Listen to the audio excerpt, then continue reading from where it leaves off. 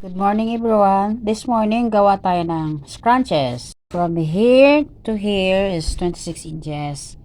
Yung width niya is 5 inches. Then I'm gonna use this elastic, round elastic. 10 inches yan. Okay. Itong tela na to, galing pa to sa Japan. Bigay ng kapatid ko. Ano lang to? 1 yard lang. So, itong tela na to, pag gumawa kayo ng scrunches, wag yung cotton kasi mahirap siyang i-atakin mamaya pag nilagay sa garter. So, dapat madulas. Kaya pala, nakarami ng scrunches is madulas kasi nga, mahirap ipasok yung garter. Kasi, pag hatak mo ganun, pagpasok mo, hindi mahirap. Gawin natin right side together. No? Itatahiin mo dito ng half inch. Tahiin mo siya. Okay?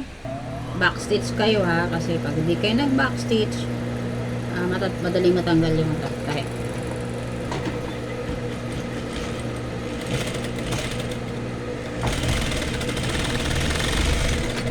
Tapos, minsan kasi, pag yung patay natin.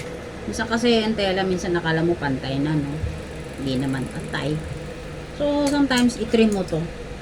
Trim.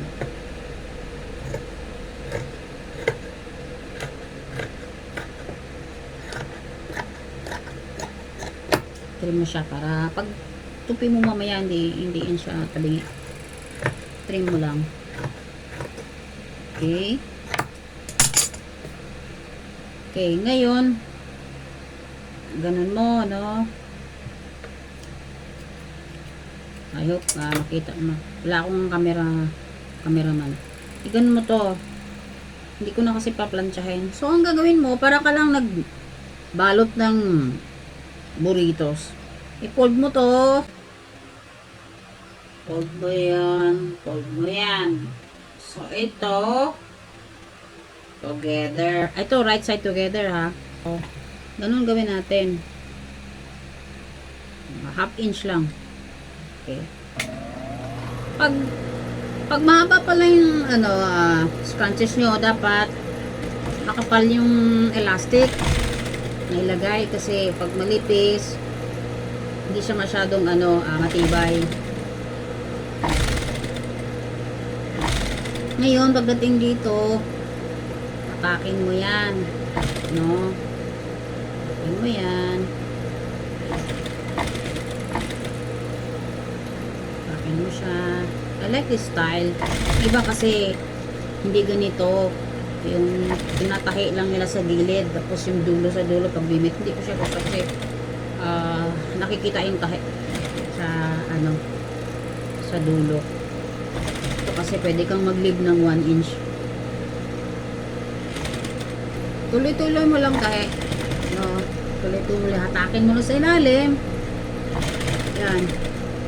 Basta pag nagdating na yun sa dulo, mag-leave ka ng 1 inch like this one. I'm almost in the end, no?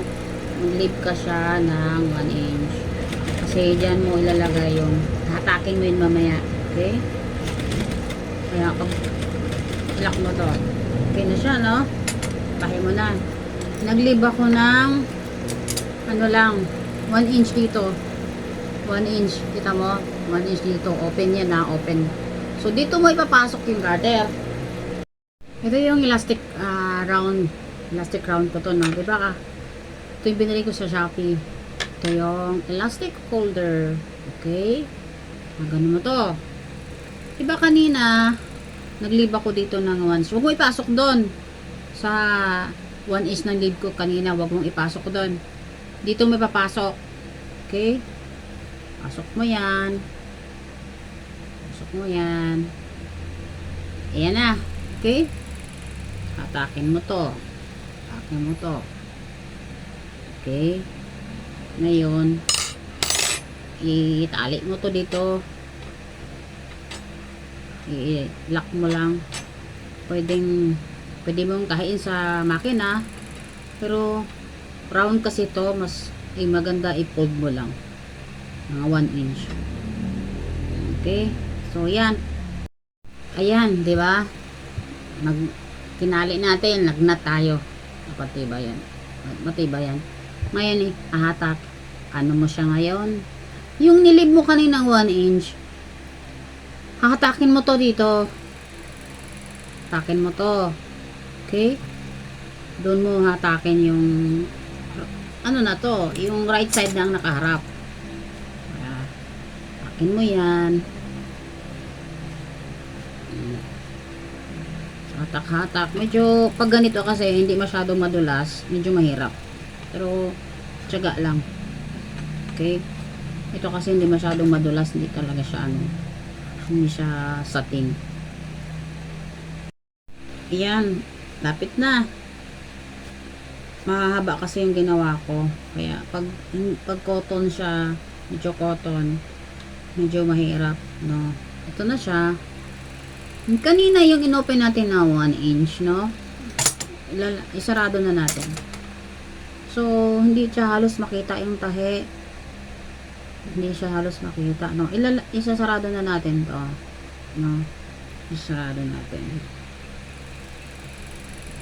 Mas maliit ang opening, mas maganda kasi hindi siya makikita. Okay. Lock mo. Then dito, medyo sensitive tong tela. Okay. So, yan na. Meron ka ng scratches or tali sa buhok. You know. Yan. Yan na po. Okay. Maraming pwedeng gawin sa tela na retaso. Kaso, mas maganda yung madulas. Hindi siya mahirap i-pull. Linis lang no natin. Ayan. Ayan. Pwede rin tahian sa gitna to make a design. Pwedeng ilagay yung garter sa gitna. Then, i-ano mo para magkaroon siya ng design. Yeah. Okay. Maganda to sa mahabang makapalang buhok. No, mahaba at makapal. That's it. Na, ito na yung finished product. Marami kami iba-ibang kulay. May maliit. Ay, mga sizes din iba-ibang kulay. I-display ko to soon.